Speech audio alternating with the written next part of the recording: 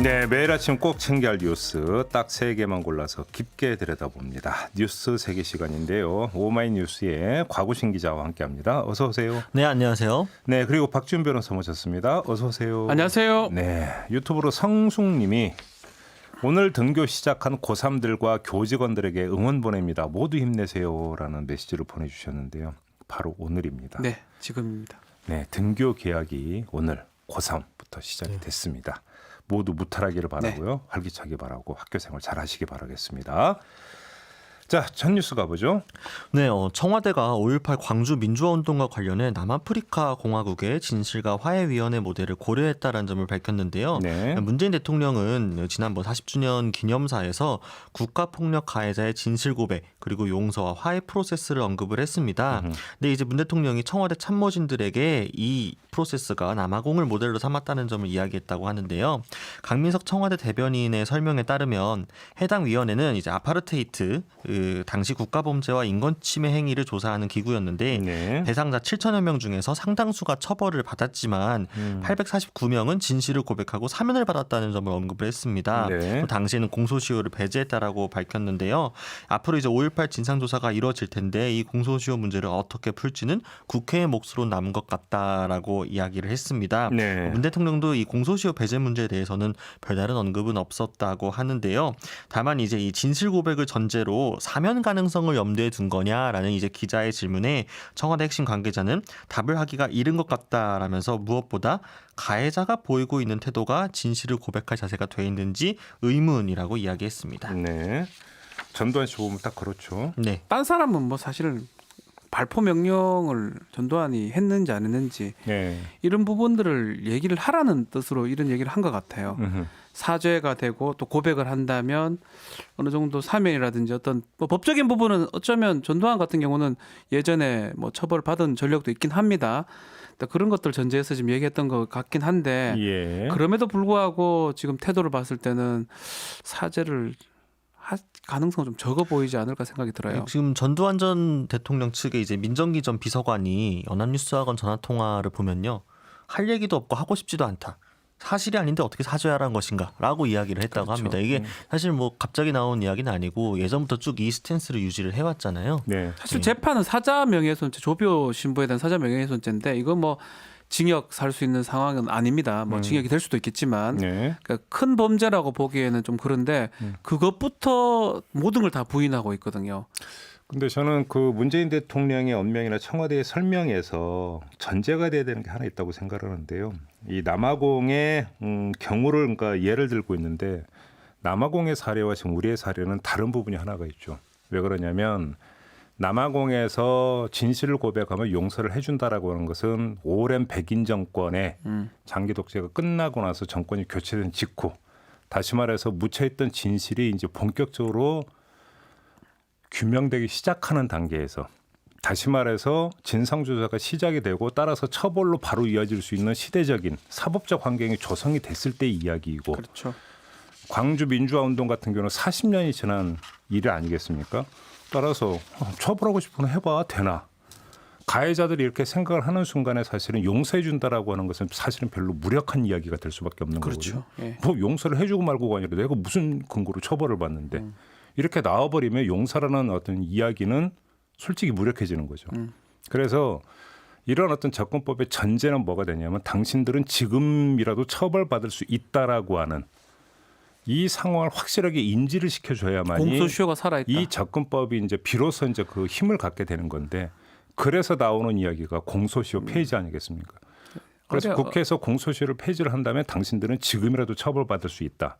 이걸 확실하게 시그널을 줘야 그 다음부터 성립되는 얘기라는 것이죠. 그래서 이제 사실은 공소시효를 인적으로 어떤 사건적으로 그것만 폐지하고 적용하는 게 헌법에 위배의 소지가 있습니다. 네. 만약 그렇게 그런 입법을 만든다면 그 당사자들이 또 위헌 시비를 걸 것으로 보이고 네. 그래서 이런 얘기는 사실은 전두환한테 의미가 있을 것 같아요. 딴 사람은 몰라도 전두환 너만이라도 이거에 대해서 역사적으로 사죄하고 뭐 광주 시민들한테 얘기를 하고 어떻게 해라는 뜻으로 저는 비춰지거든요. 네. 근데 또 아쉬운 거는 지금 재판에 임하는 태도라든지 이런 걸 봤을 때는 그럴 가능성은 좀 낮아 보이고 이런 네. 생각이 많이 듭니다. 그래서 공소시효가 지금 뭐 거의 다 폐지된 상황이라면 실제로 이런 지금 남아공 정책 그 예전에 했던 정책을 좀 하기에는 좀 쉽지는 않다는 생각이 좀 많이 들어요. 그렇죠. 네, 전두환 씨가 지금 선택적으로 기억이 안 나시고 계셔가지고 뭐 실제로 당사자가 어떤 그 이야기를 하긴 좀 어려울 것 같고 이럴 때일수록 오히려 정치권에서 좀 결단을 내리는 게 필요하지 않나 싶기도 합니다. 어쨌든 김태년 원내대표 같은 경우에는 이제 해당 관련 그 전두환 측에서 이야기가 나온 뒤에 5.18 역사왜곡 처벌법의 처리를 강조를 하면서 사후에라도 1,000억이 넘는 이 추징금을 환수하겠다라고 이야기를 했거든요. 네. 그러니까 이제 이 사실 전두환 씨가 학살의 주범이고 5.18을 둘러싼 가짜뉴스의 온상이라고 지적을 했는데 사실 지금 40주년을 맞이한 상황에서도 아직까지 이 문제가 해결되지 않는 가장 큰 이유는 전두환 씨 측이 제대로 사과하거나 반성하지 않고 있기 그렇죠. 때문인데 그 당사자가 그럴 가능성이 없다고 한다면 결국에는 여야가 국회에서 어떤 합의점을 도출을 해가지고 제도적으로 시스템을 만들어야 되지 않겠나 싶은데 또 미래통합당 측에서 이번에는 조금 다른 모습을 보여줘야 되지 않을까 이런 생각도 근데 해봅니다. 좀 아주 뭐 솔직히 냉정하게 접근해서 전두환 씨가 지금 처벌이 두려워서 거짓말을 하고 있다고 생각하세요? 아니에요. 처벌은 거의 받을 리는 별로 없어 보입니다. 지금은. 그러니까 그래서 여쭤봤던 네, 겁니다. 없습니다. 그리고 사자명예훼손죄가 계속 얘기하지만 큰 뭐 벌을 받을 만한 또 죄는 아닙니다. 알겠습니다. 아무튼 그럼에도 불구하고 이 이야기를 강조한 것은 5.18 특별법에 따라서 이제 진상조사위원회 활동이 개시가 됐고 네. 또 이런 여러 가지 어떤 사정들이 가만히 된 것으로 좀 이해를 해야 될 것 같습니다. 그다음에 진상조사라고 하는 것은 시효가 없죠. 다른 건 몰라도 없습니다. 그것만큼 진상조사는 시효가 해야 없고 됩니다. 무조건. 진상조사는 해야 된다라고 하는 의무감이 여기에는 반영이 돼 있다. 네. 이렇게 해석을 해야 될 것 같습니다. 자, 다음 뉴스로 넘어가죠. 네, MBC PD수첩이 보도를 한 내용입니다. 일본군 위안부 피해자의 주거복지시설인 나눔의 집 직원들이 할머니들에게 후원금이 제대로 쓰이지 않고 있다고 폭로를 했는데요. 네. 이 사회복지법인 대한불교조계종 나눔의 집이 이 정의기억연대와 함께 대표적인 위안부 피해자 지원단체로 알려져 있죠. 네. 근데 이제 이 나눔의 집 역사관 직원들이 보도자료를 통해서 나눔의 집이 그동안 위안부 피해자 할머니들의 보금자리임을 내세우면서 할머니들을 안전하고 전문적으로 돌보는 전문 요양시설이라고 광고를 해왔는데 실상은 지원금으로 운영되는 무료 양로시설일 뿐 그 이상의 치료나 복지는 제공되지 않았다라고 이야기를 했습니다. 네. 그러니까 대표적으로 뭐 간식비나 생필품 구매 비용뿐만이 아니라 병원비 등에서도 후원금이 사용되지 않았다라는 건데요. 그러니까 이제 법인이 막대한 후원금을 모집해 60억 원이 넘는 부동산과 70억 원이 넘는 현금 자산을 보유하고 있다라고 주장을 하면서 예. 이 문제가 그대로 방치된다면 할머니들을 위해 서달라고 기부한 돈은 조계종의 노인 요양 사업에 쓰이게 될 것이라고 덧붙였습니다. 쟁여놓은 현금 자산만 70억이라고요? 네, 그렇다고 합니다. 야, 참 좋습니다. 예. 네, 이걸 어떻게 이게 사실이라면 물론 근데 조계종은 지금 그 아니라고 주장을 하고 있는 거죠. 네, 뭐 그 이후에 이제 PD수첩 등의 보도가 나온 이후에 뭐 사실 왜곡이다, 불교를 폄훼하는 것이다. 그래서 나눔의 집은 독립된 사회복지 법인일 뿐이고 조계종이 직접 관리 감독하거나 운영에 관여하지 않았다라고 이야기를 했습니다. 네. 그러면서 이 후원금이 조계종 법인으로 어떻게 들어갔다라는 건지 그 근거를 제시하라라는 식으로 이야기를 했는데요. 예. 근데 이제 보도된 내용들을 종합을 해보면 실제로 나눔의 집의 이제 이사에 3분의 2 정도의 인원이 이제 조계종 승적을 스님들. 갖고 있는 분들이라고 하고요. 또 이 네. 이사회가 실질적으로는 이 조계종의 어떤 가이드라인에 따라서 운영을 해왔다라는 입장입니다. 뭐 정관하고 이런 게 있겠지만 어떤 후원할 수 있는 그런 재단 법인입니다. 네. 재단 법인으로 봐야 되는데 거기서 현금을 60억, 부동산을 70억 갖고 있는 게 이게 반대입니다. 네. 똑같죠. 6억 부동산 60억, 현금 70억 정도인데 이게 말이 됩니까? 뭐 장사하는 것도 아니고. 네. 물론 어느 정도 현금이나 어느 정도 부동산을 보유할 수는 있습니다. 그 필요에 의해서. 근데 그 이상이 지금 너무 지나치거든. 이게 뭐 보도가 다 진실이라면 이 부분은 해명이 돼야 돼요. 현금을 갖고 있다는 게 이게 말이 됩니까? 아니 그렇게 쟁여놔서 도대체 어디에 쓰려고? 그러니까 말이 안 된다고요. 정관에 이걸 갖고 무슨 장사하는 것도 아니고 이건 네. 후원을 받았으면 후원을 받은 거를 써야 되고 활용을 해야 될 거 아닙니까? 그럼 결국은 그 60억 이상의 부동산, 70억 이상의 현금은 다른 사업에 쓰기 위해서 지금 놔두는 거거든요. 네. 그러면 사실 다 안 맞다고 봐야 되겠죠. 그러니까 보도된 부분에 조금만 인용을 해보면요. 그러니까 어떻게 쓰였는지 보면 이제 이사장인 월주 스님이 본인 자서전을 구입하는데 수백만 원을 썼고, 이 돈으로. 네, 네. 또 이제 개인 부담 건강보험료를 1,000만 원 넘게 이 후원금으로 납부를 했고, 또 조계종 현 총무원장의 원행 스님이 이 상근하지 않은 채 1억 원이 넘는 급여를 받아갔고 네. 또 생활관이나 제2역사관 등 공사에도 특수관계인이 대표로 있는 업체와 수의 계약을 해서 사업을 몰아줬다. 이 내용들이 지금 직원들이 이제 주장하고 있는 내용입니다. 또리 엄마가 지금 문자 주셨는데요. 기도 안 차요라고 지금 보내주셨네요. 6분 계세요. 거기 네. 지금 딱 이 말이 돌아가시고. 딱 이 말 한마디로 좀 정리가 그 되는 60억이면 그냥 단순 계산해 보면 10억씩 드리는 게 안 나요. 네. 이 뭐 하는 짓입니까 이게? 이건 시주 받는 게 아니잖아요. 그러니까요. 시주를 받기 생각하고 그걸 갖고 다른 사업에 지금 쓰려고 하는 것처럼 보이거든요. 이것도 해명이 좀 돼야 될 것 같습니다.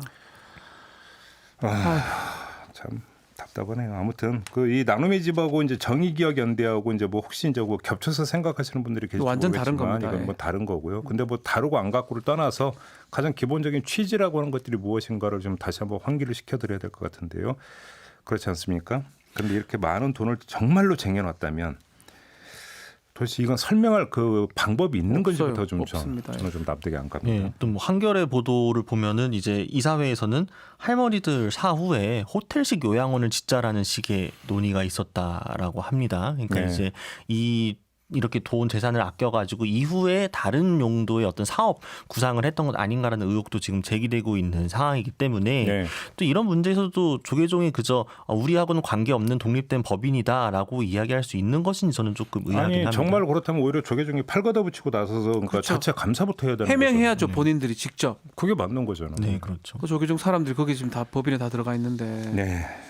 아니, 넘어가죠. 자, 세 번째 뉴스로 가죠. 네, 25개월 된 딸이 이웃에 사는 초등학교 5학년 학생에게 성폭행을 당했다면서 학생과 부모를 처벌해달라는 이 청와대 국민청원 글이 거짓이었던 것으로 밝혀졌습니다. 네. 이제 A 씨는 이제 지난 3월 자신을 경기 평택시에 거주하는 두 딸의 엄마라고 밝히면서 평소 같은 아파트에 살며 교류하던 이웃의 초등학교 5학년 아들이 우리 집에 하룻밤 묵었는데 다음날 딸의 기저귀를 갈아주려고 보니 이 성폭행 흔적을 발견했다라고 주장을 했습니다. 네. 그래서 병원 검진도 받았는데 해당 초등학생의 부모가 증거도 없는데 왜 그러냐는 식으로 나왔다라고 적어서 이 국민적 공분을 모았고 53만여 명의 청원 동의를 얻었습니다. 네. 근데 이 경찰 조사 결과 이 글에 적힌 내용 대부분은 사실이 아닌 것으로 드러났습니다. 네. 일단 가해 초등학생은 아예 존재하지 않았고요.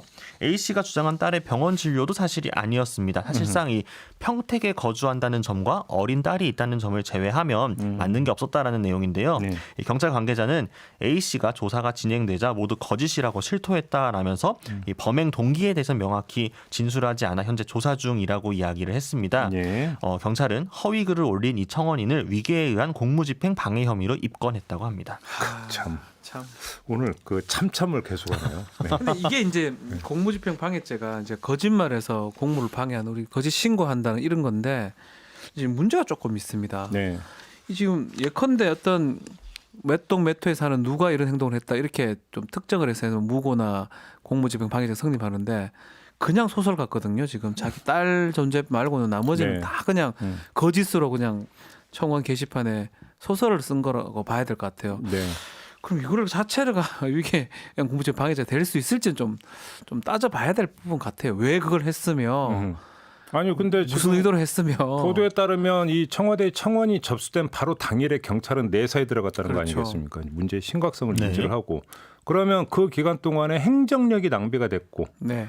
어떤 경찰에 혼선을 줬고 공무집행을 방해했다고 볼 수 있는 거예요. 그래서 우리 뭐 만우절이나 이럴 때 거짓 신고했을 때 공무집행 방해죄로 입건하기도 하고 특히 그런 것도 있었어요. 행정력 낭비시킨 거에 대해서 민사소송도 제기를 했었거든요. 네, 네, 네. 예, 그 경찰 투입된 거 근데 판결은 어떻게 나왔어요? 다들 반반입니다. 다 된 건 그래요? 아니거든요. 예. 그래서 고의 부분이 좀 중요해요. 왜 이런 행동을 하게 됐는지 이분은 그러니까 저는 제일 궁금한 게 도대체 왜 이랬는지를. 근데 지금 뭐 조금 전에 이제 곽 기자가 전해준 거에 따르면 범행 동기에 대해서는 진술하지 않고 있다고요. 네, 아직까지요. 또 이전에도 제가 지금 알기로는 한 번 더 이런 행동을 했다고 하거든요. 네. 뭔가 습관적으로 반복을 하는 건지. 예.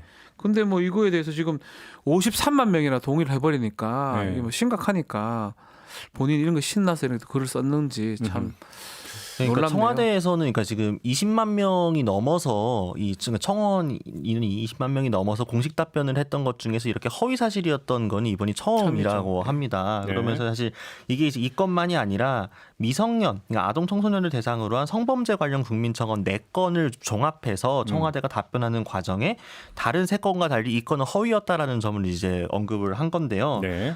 강정수 청와대 디지털 소통센터장은 이 부분에 대해서 신뢰를 좀 함께 지켜내 주시길 당부드린다라고 이야기를 했습니다. 사실 국민청원이 지금 어떤 창구로 쓰이는지를 그 국민들이 이해를 하고 있다면 사실 이 점은 좀 이런 식으로 전체적인 신뢰관계를 훼손하는 행위는 좀 상당히 무겁지 않나 싶네요. 절대 안 되죠. 근데 좀 여기서 우리가 오늘 조간을 보니까 한 신문은 청원에 문제가 청원 시스템에 문제가 있는 것처럼 또 이제 몰아가던데요. 그거는 절대 아닙니다. 청원은 이게 다 청원이에요, 다. 그러니까 청원에 쓰는 거예요. 예. 그래서 근데 왜 청와대 청원을 또 문제 삼아야 되는지 저는 그걸 이해를 못 하겠어요. 그렇죠? 오히려 그걸 악용한 사람이 문제인 그렇죠. 거죠. 이거는 지금 악용하려고 한 건지 예. 아니면 헌증인지 소설인지 그 부분 파악을 해야 되고요. 어쨌든 간에 청원 제도는 뭐 지금 어느 정도 효과도 있고 어느 정도 그 이득도 있는 측면이 있는 거거든요. 그러니까 그렇고 사회 전체에 어떤 공익적 측면에서 본다면 긍정적으로 기여하는 부분이 청원이 훨씬 그겁니다. 청원이 말 그대로 신문고 같은 거잖아요. 그러니까. 뭐 방법이 없을 때 이렇게 직접적으로 소통하고 청원하는 부분인데 뭐 이런 일이 생겼다 해가지고 청원 앞으로 하면 안 된다. 다 뭐 선별해서 해야 된다. 이렇게 또 얘기하면 청원 제도를 또 실각시킬 수가 있어요. 그러니까요. 그렇게 되면 안 됩니다. 그거는. 알겠습니다. 우리 앞서 이제 박지훈 변호사가 소설이라는 표현을 쓰셨는데 혹시 신춘문예 그 응모접 사례가 잘못 보내신 거라면 신춘문예 접수처는 신문사지 청와대가 아니라는 점을 강조해서 말씀을 드리겠습니다. 자, 이렇게 뉴스 세계 마무리하겠습니다. 박지훈 변호사, 곽우신 기자 두 분과 함께했습니다. 고맙습니다. 감사합니다. 이슈의 핵심을 꿰뚫는 예리한 시선, 믿고 듣는 진품 시사 김종배 시선 집중.